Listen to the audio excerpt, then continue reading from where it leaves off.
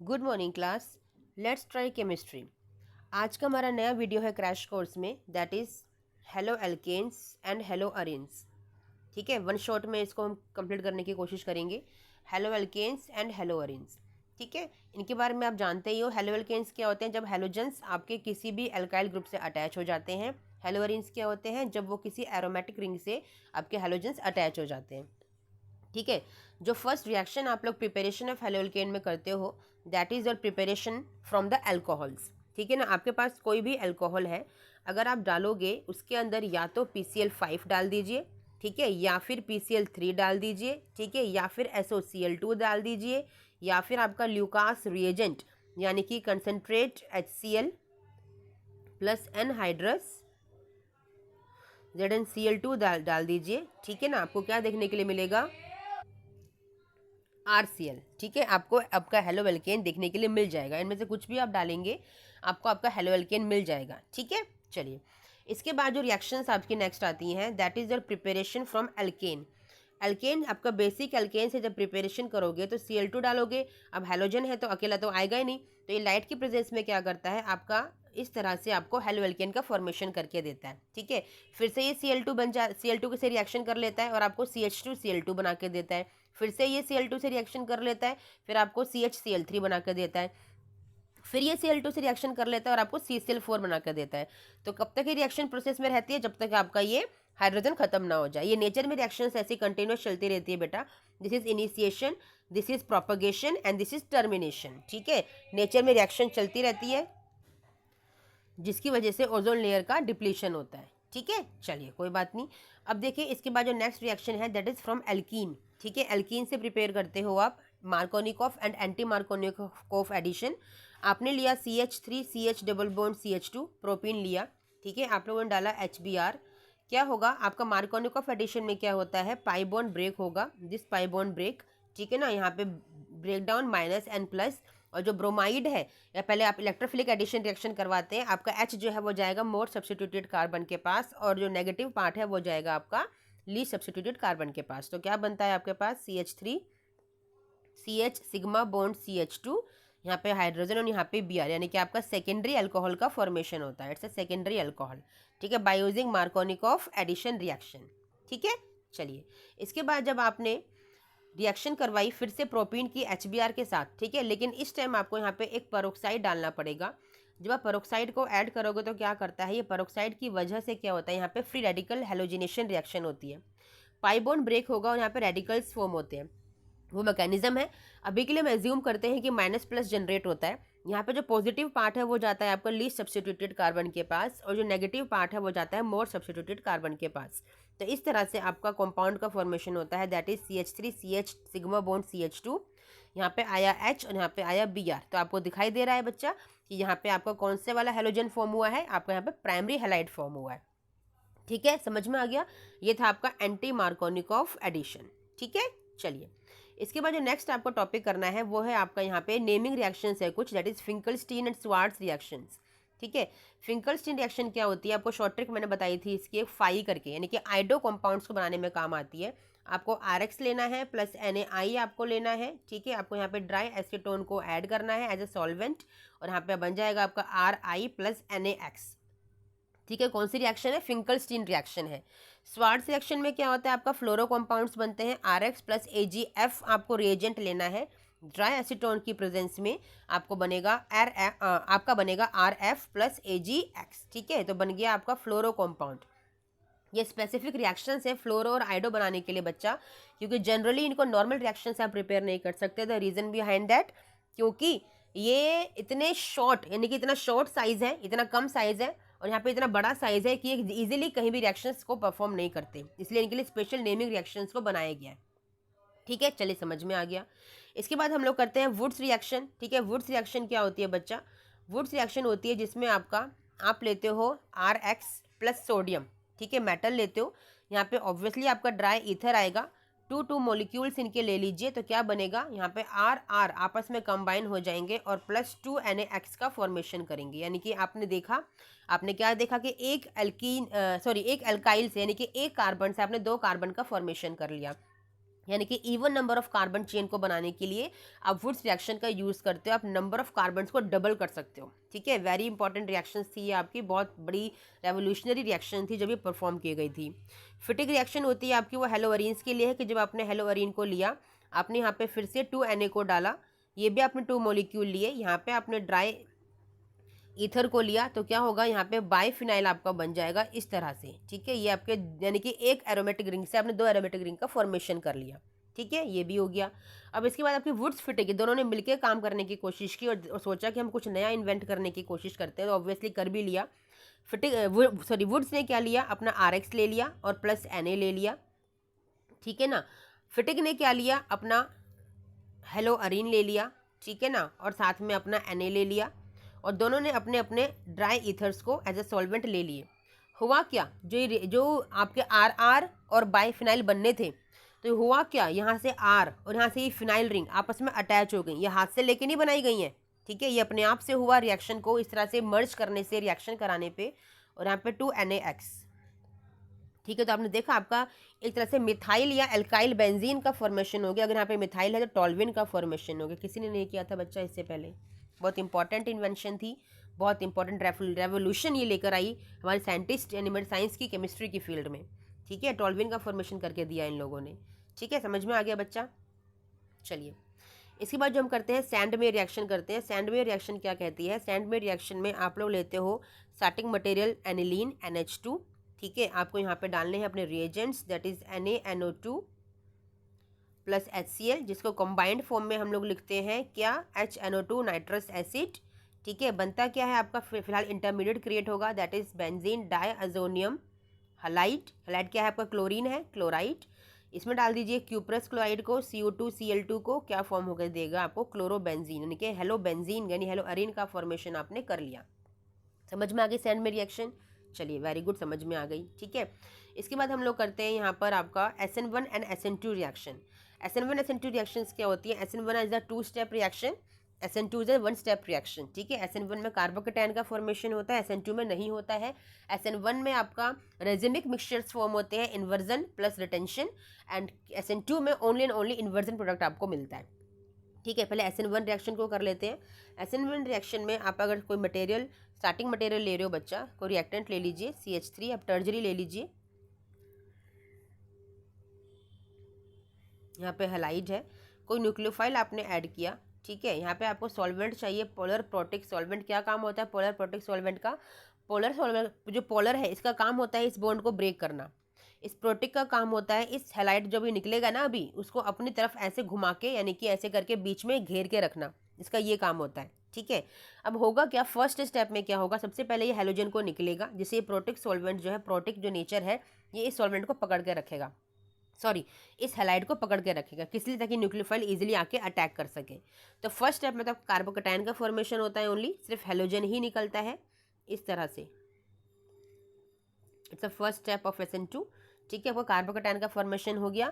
Second step में आपका nucleophile attack करने के लिए रेडी है, क्योंकि उसके पास जगह है आराम से, तो आराम से रिएक्ट कर सकता है। ठीक है, यहाँ पे आपका न्यूक्लियोफाइल आके अटैक कर गया। अब ये बैक साइड से भी अटैक कर सकता है और ये फ्रंट से भी अटैक कर सकता है। क्यों, क्योंकि इसके पास स्पेस बचा हुआ है ना, इसके पास स्पेस इन द सेंस इसको कोई रोकने वाला नहीं है। ये चाहे पीछे से आए चाहे आगे से आए, इसको फर्क नहीं पड़ता, क्योंकि इसके लिए जो रिपल्शन क्रिएट करने वाला जो एलिमेंट था नेगेटिवली चार्ज्ड, वो यहाँ पे अब अवेलेबल नहीं है। तो इसलिए यहाँ पर आपको इन्वर्जन और रिटेंशन दोनों ही प्रोडक्ट्स मिलते हैं। इसलिए हम बोलते हैं यहाँ पर आप रेजिमिक मिक्सचर का फॉर्मेशन आप लोग देखते हैं।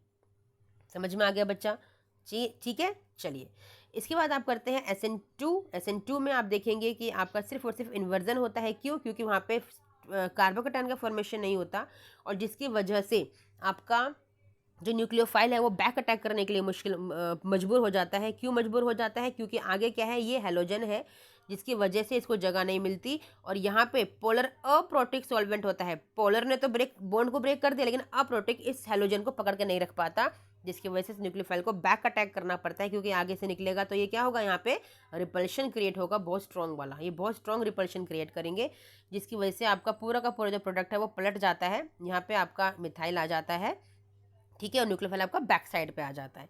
तो ये है आपका इन्वर्जन जो आपको यहाँ पे देखने के लिए मिलता है, किसके अंदर, SN2 के अंदर, क्योंकि यहाँ पे पोलर अप्रोटिक सॉल्वेंट को यूज़ किया जाता है। अब कहोगे कि मैं प्रोटेक्ट कर लो, तो फिर तो SN1 हो गया ना, हमें तो मैकेनिज्म को चेंज करना है बच्चे, नेचर में बहुत सारी चीज़ें होती है, हमें हर चीज़ को स्टडी करना है। ठीक है, समझ में आ गया बेटा? चलिए, ये आपको समझ में आ गया। ठीक है, इसके बाद रिएक्शन है आपके इलेक्ट्रोफिलिक रिएक्शन। इलेक्ट्रोफिलिक में क्या होता है, सपोज कीजिए आपके पास कोई भी एक रिएक्टेंट है, जैसे आपने लिया CH3 CH2 Cl। ठीक है, आपका यहाँ पे रिएजेंट आएगा that is alcoholic potassium hydroxide. Important reagent है अल्कोहलिक पोटेशियम हाइड्रोक्साइड। क्या करता है, R यानी HX का आपका रिमूवल करता है। HX का रिमूवल का मतलब क्या है कि इस कार्बन से आपका ये हैलोजन जाएगा और इस कार्बन से आपका एक हाइड्रोजन जाएगा। ठीक है, ये इस तरह से है, इस तरह से है। ठीक है ना, यहाँ से ये अगर चले गए तो क्या दिख रहा है बच्चा, यहाँ पे एक वैलेंसी फ्री एक वैलेंसी फ्री, तो ये आपस में क्या बनाएंगे, डबल बॉन्ड का फॉर्मेशन करेंगे, यानी कि ये बनाएंगे CH2 डबल बॉन्ड CH2। समझ में आ गया? तो एल्कीन का फॉर्मेशन हो गया। इट्स इलेक्ट्रोफिलिक रिएक्शन बेटा, इलेक्ट्रोफिलिक रिएक्शन है। ठीक है, sorry not electrophilic reactions, it is elimination reaction. Oh my God sorry बच्चा, इट इज एलिमिनेशन रिएक्शन। ठीक है, एलिमिनेशन, दिमाग में इलेक्ट्रोफिलिक घूम रही थी, सॉरी बच्चा, आई एम सो सॉरी, मैं सबसे माफ़ी मांगती हूँ बच्चा। It is elimination reaction not electrophilic reaction. It is elimination, eliminate हुआ है, -HX है ना, इट इज एलिमिनेशन, एलिमिनेट हुआ है यहाँ से ये। इट इज एलिमिनेशन रिएक्शन जिसमें कि आपका एल्कीन का फॉर्मेशन होता है। ठीक है, कभी कभी होता है हम सोच कुछ हो रहे होते हैं, मुँह से कुछ और निकल रहा होता है। चलिए, सॉरी बच्चा।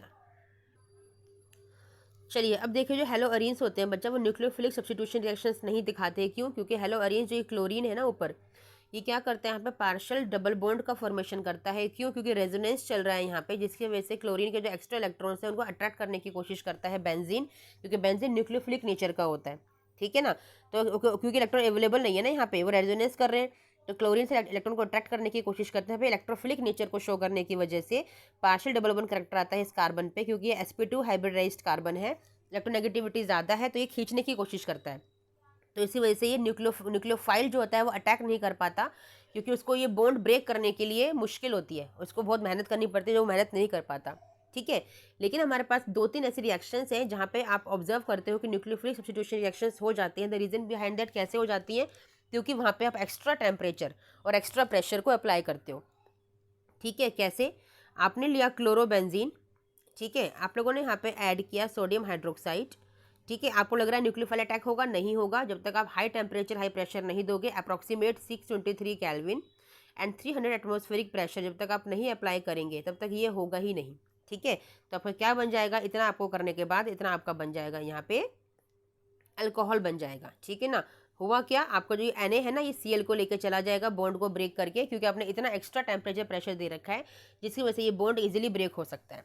ठीक है, तो आपका अल्कोहल का, आपका फिनॉल का फॉर्मेशन हो गया। आपका क्या बन गया, यहाँ पे OH ग्रुप लग गया, it is a phenol, it's phenol का फॉर्मेशन आपका हो गया। ठीक है, चलिए इसके बाद देखिए, अगर मैं यहाँ पे एक NO2 को लगा दूँ, NO2 क्या होता है, it's a electron withdrawing group, electron withdrawing group, electron को खींचता है। तो क्लोरीन के जो इलेक्ट्रॉन्स है वो खींचने की कोशिश करेगा, रेजोनेंस से इलेक्ट्रॉन्स को यहाँ पे अट्रैक्ट करने की कोशिश करेगा, जिसकी वजह से आपका जो यहाँ पे पार्शियल डबल बॉन्ड करेक्टर होता है, जो आता है पार्शियल डबल बॉन्ड बनता है, डेड बॉन्ड जो बनता है 1.5, वो नहीं बनेगा, या बनेगा तो बहुत कम बनेगा, बहुत रेयर चांसेस है, जिसकी वजह से न्यूक्लियोफाइल को अटैक करना ईजी है ना। तो यहाँ पे आप टेम्परेचर को अगर कम कर देते हैं, सपोज कीजिए टेम्परेचर आपने यहाँ पे 443 केल्विन कर दिया, तो उसी से आपका काम चल जाएगा और आपको इस प्रेशर की ज़रूरत नहीं पड़ेगी। ठीक है, एक इलेक्ट्रॉन विड्रॉइंग ग्रुप को अटैच करने का ये रीज़न है, ये फ़ायदा है। ठीक है, चलिए यहाँ पे आपका नाइट्रो। ठीक है, अब सपोज कीजिए मैंने एक और नाइट्रो लगा दिया, तो भैया और बल्ले बल्ले हो गई इसकी, तो है ना, और खुश हो जाएगा भाई, मेरे पास तो फिर से पाई बॉन्ड जो बनना था, जो एक डेड बॉन्ड बन रहा था, वो बनने के चांस और कम हो गए, जिसकी वजह से क्या होगा, आपको टेम्परेचर यहाँ पे और कम चल जाएगा, आपका टेम्परेचर आपको और ज़्यादा नहीं देना पड़ेगा, यानी कि आपका सपोज कीजिए 363 केल्विन से ही काम हो जाएगा। ठीक है, लेकिन अगर यहाँ पे एक और नाइट्रो को ऐड कर दिया जाए, तो क्या होगा बच्चे, फिर तो भैया बिल्कुल ही जो डबल बॉन्ड बनने के चांसेस थे वो बिल्कुल ही खत्म हो गए, क्योंकि इलेक्ट्रॉन्स इतने घूम गए और सारे इलेक्ट्रॉन्स को इन इलेक्ट्रॉन विड्रॉइंग ग्रुप्स ने ही अट्रैक्ट कर लिया अपनी तरफ। ठीक है, समझ रहे हो, जिसकी वजह से आपका यहाँ पे कोई भी टेम्परेचर देने की ज़रूरत नहीं है, सिंपल आप हल्का सा गुनगुना पानी, यानी कि सिर्फ वार्म वाटर को आप डालेंगे, उसी में ये काम हो जाएगा। हल्का सा ल्यूक वार्म वाटर ऐड करोगे तो आपका न्यूक्लियोफिलिक सब्स्टिट्यूशन रिएक्शन हो जाएगी। ठीक है, किसका इफेक्ट पड़ा? आपका इस नाइट्रो ग्रुप का, जो कि क्या है, इलेक्ट्रॉन विड्रॉइंग ग्रुप है। ठीक है, समझ में आ गया बच्चे? चलिए, वेरी गुड। इसके बाद हमारा जो नेक्स्ट टॉपिक है इलेक्ट्रोफिलिक सब्स्टिट्यूशन रिएक्शंस। आपके पास क्लोरोबेंजीन है। ठीक है, इसका हेलोजिनेशन आप करवाओगे, आप Cl2 को ऐड करवाइए, आप एनहाइड्रस FeCl3 की प्रेजेंस में रिएक्शन करवाइए बच्चा, क्योंकि लुइस एसिड आपको चाहिए, अदरवाइज आपका फ्री रेडिकल हेलोजिनेशन मैकेनिज्म हो जाएगा लाइट की प्रेजेंस में। तो यहाँ पे क्या बनेगा, आपका ऑर्थो पैरा पे क्लोरो आपके लग जाएंगे। ठीक है, और आपको पता है जो पैरा वाला होता है वो ज़्यादा मेजर होता है बच्चा। ऐसा क्यों? सिमेट्री की वजह से और आपका इंटरमोलिकुलर हाइड्रोजन बॉन्डिंग की वजह से। एक क्वेश्चन आता है कि इन दोनों में से वोलेटाइल कौन है, तो वोलेटाइल आपका ऑर्थो वाला है। क्यों? क्योंकि इंट्रामोलिकुलर हाइड्रोजन बॉन्डिंग होती है, बॉन्ड स्ट्रॉन्ग नहीं है, ब्रेक करना आसान है, क्योंकि आपका सिंगल मॉलिक्यूल है। लेकिन यहाँ पे आपको 2 मॉलिक्यूल लगते हैं ना, इंटर मॉलिक्यूलर हाइड्रोजन बॉन्डिंग। यहाँ पे 2 मॉलिक्यूल लगेंगे, एक ऐसे जहाँ पे ये हाइड्रोजन बॉन्डिंग चल रही होगी। ठीक है ना, जिसकी वजह से बॉन्ड को ब्रेक करने में बहुत टाइम लगेगा, बहुत टेम्परेचर देना पड़ेगा। तो ये वोलेटाइल नहीं होते हैं, ईजिली वोलेटाइल नहीं होते हैं रिस्पेक्टिवली और ऑर्थो कॉम्पाउंड्स। ठीक है, चलिए इतना आपको समझ में आ गया।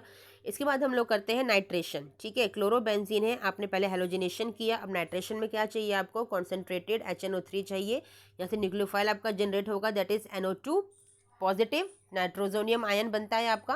कंसेंट्रेटेड H2SO4 आपने ऐड किया as a catalyst over here. क्या मिल जाएगा आपको? आपको मिल जाएगा ऑर्थो पैरा पे नाइट्रो। ठीक है, ortho nitro chlorobenzene plus parachloro nitrobenzene. ठीक है ना, और पैरा वाला आपका मेजर होता है। ठीक है बच्चा, समझ में आ गया। इसके बाद हम लोग करते हैं सल्फोनेशन। सल्फोनेशन में हम लोग क्या ऐड करते हैं? Concentrate sulphuric acid. ठीक है, यहाँ पे ऑर्थो पैरा पे आपको आपका इलेक्ट्रोफाइल मिल जाएगा, दैट इज HSO3, यानी कि SO3H, सल्फर से बॉन्ड बनता है ऑर्थो पैरा। ठीक है, इस तरह से आपका सल्फोनेशन ये शो करता है। समझ में आ गया। इसके बाद आपके जो रिएक्शंस हैं वो हैं आपकी इलेक्ट्रोफिलिक एडिशन रिएक्शंस तो आपकी हो गई। इसके बाद आपकी फ्रिडल क्राफ्ट रिएक्शन, उसमें आप अल्काइलेशन एंड एसाइलेशन करते हो, उसमें भी यही होता है। आपका क्लोरोबेंजीन है। ठीक है, आप इलेक्ट्रोफिलिक फ्रिडल क्राफ्ट रिएक्शन करवा रहे हो अल्काइलेशन की, तो अल्काइलेशन के लिए आपको CH3Cl ऐड करना पड़ेगा, या फिर जो कैटलिस्ट है वो फिक्स है आपका, दैट इज एनहाइड्रस AlCl3। ठीक है ना, और आपका क्या फॉर्म होगा? ऑर्थो पैरा प्रोडक्ट ही बनेंगे। आपका यहाँ पे मिथाइल है जो कि फ्री हो जाएगा, किसकी वजह से? इस AlCl3 की वजह से, जो क्लोरीन को अट्रैक्ट कर लेगा अपनी तरफ, क्योंकि लुइस एसिड है ना, दैट्स वाई। तो यहाँ पे आपको मिल गया मिथाइल ऑर्थो पे, प्लस आपको मिथाइल पैरा पे आपको मिल गया, तो ये आपके बन गए प्रोडक्ट्स। ठीक है, समझ में आ गया। ऐसे सिमिलरली यहाँ पे आप एसाइलेशन कराते हो। एसाइलेशन के लिए आपको यहाँ पे चाहिए CH3COCl। ठीक है ना, असाइल ग्रुप है आपका। असाइल ग्रुप के लिए वही आपका सेम है, यहाँ पे आपका ऑर्थो पैरा पे फिर से यहाँ पे आपका क्या लग जाएगा? असाइल ग्रुप लग जाएगा, यानी कि COCH3 ग्रुप लग जाएगा। समझ में आ गया बच्चा? ठीक है, और जो AlCl3 है ये आपका लुइस एसिड है, जो क्लोरीन को अपनी तरफ अट्रैक्ट कर लेगा, खींच लेगा, जिसकी वजह से वो फ्री हो जाएगा आपका अल्काइल एंड असाइल ग्रुप। ठीक है, चलिए चैप्टर हमारा खत्म होता है बच्चा। 1 शॉर्ट रिवीजन में मैंने आपको कंप्लीट करने की कोशिश की है। जो टॉपिक्स आपको लग रहे हैं कि मैम समझ नहीं आए या रह गए हैं, तो कमेंट में उनको मेरे शेयर करें। अदरवाइज मैंने जो वीडियोस डाली है पूरे एक्सप्लेनेशन मेथड से, उसको आप स्टडी कर सकते हो, वहाँ से आप सीख सकते हो। ठीक है, मैं अपने शॉर्ट नोट्स का लिंक आपको शेयर कर दूंगी। मेरी बुक्स भी मार्केट में अवेलेबल है, अमेजोन से आप उसको परचेज कर सकते हैं। मैं दोनों के लिंक आपको शेयर कर दूंगी। बस इतना आपको पढ़ लीजिए, इतना ही इनफ है आपको बोर्ड एग्जाम में बहुत अच्छे मार्क्स को लेके आने के लिए। ठीक है, चलिए बाय बच्चा, थैंक यू।